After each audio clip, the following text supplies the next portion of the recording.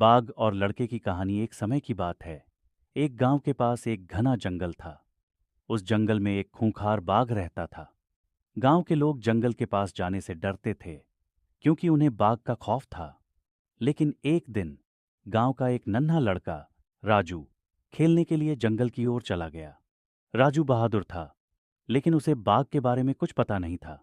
खेलते खेलते वह बहुत दूर चला गया। थक कर वह एक बड़े पेड़ के नीचे बैठ गया। तभी उसने झाड़ियों में कुछ हलचल सुनी। उसका दिल धक धक करने लगा। उसने देखा, एक बड़ा बाघ उसकी तरफ धीरे धीरे आ रहा था। राजू की सांस रुक गई, लेकिन उसने डर को अपने ऊपर हावी नहीं होने दिया। उसे दादा की बातें याद आईं। डरो मत, अगर डर दिखाओगे तो बाघ हमला कर देगा। उसने साहस जुटाया और बाघ की आंखों में सीधे देखा।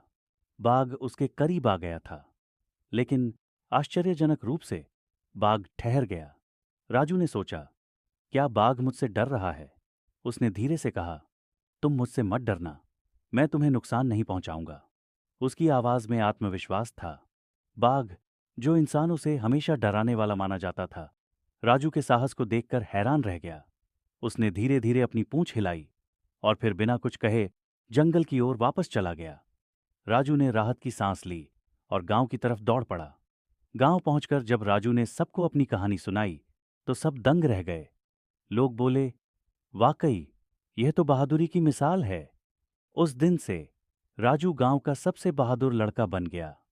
कहानी का मॉरल, अगर दिल में हिम्मत हो तो डर के सामने भी डटे रहना चाहिए।